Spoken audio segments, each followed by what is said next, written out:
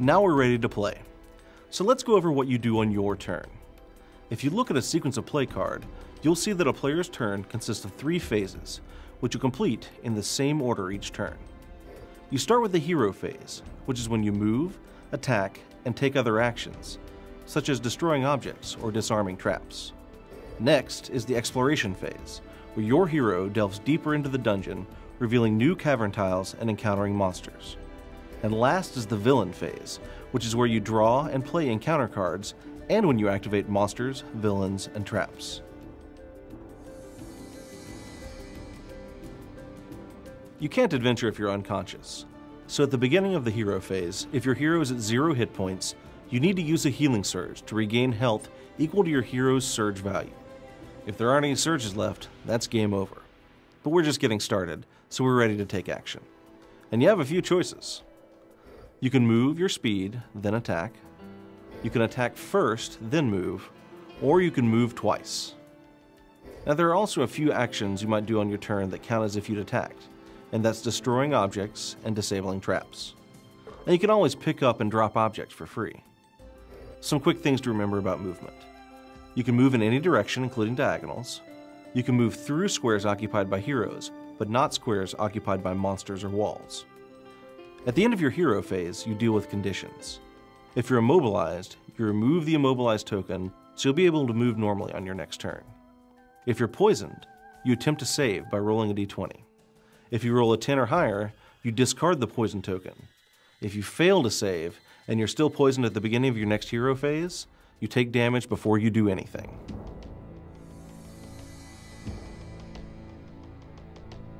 After the hero phase comes the exploration phase. This is where you delve deeper into the dungeon and discover new monsters. But to do so, your hero needs to have ended the hero phase in a square along a tile's unexplored edge. To explore, you just draw the top cavern tile and place it. If you take a look at a cavern tile, you'll notice that it has a triangle along one edge. When you place the tile, that triangle should point back towards the tile your hero is exploring from.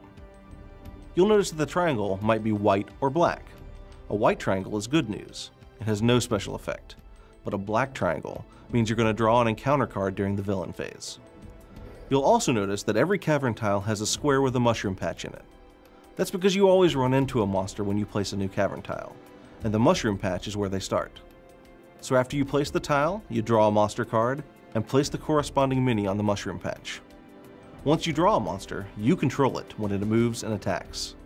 And if you draw a new monster card that matches one you already control, discard that monster card and draw another one. But if another player controls a matching monster, that's okay.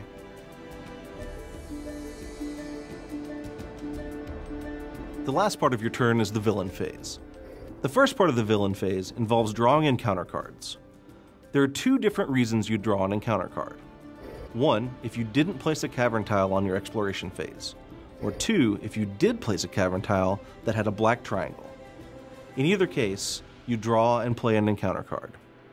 There are 4 different types of encounters in the Legend of Drizzt, that each work a little differently.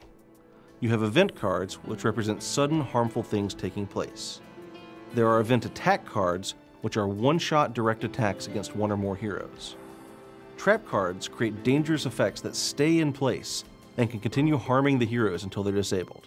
And lastly, the Mark of Lolth curse cards, which immediately do damage to your hero and inflict more damage each time another hero suffers the same curse. After you resolve an encounter card, if there's a villain in play, you activate the villain. Keep in mind that once a villain is in play, it activates during every player's villain phase. Lastly, you'll activate any monsters or traps you control in the order that you drew them.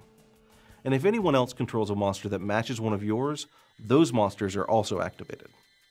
Once you've finished wreaking havoc on yourself and your friends, you're done with your turn. For additional challenge and adventure, you can combine The Legend of Drizzt with the Castle Ravenloft or Wrath of Ashardalon board games. There's a lot of adventure packed into The Legend of Drizzt, and plenty of replay value as you return to each adventure, with different heroes and different powers. We hope you and your friends enjoy playing together through The Legend of Drizzt. Thanks for watching.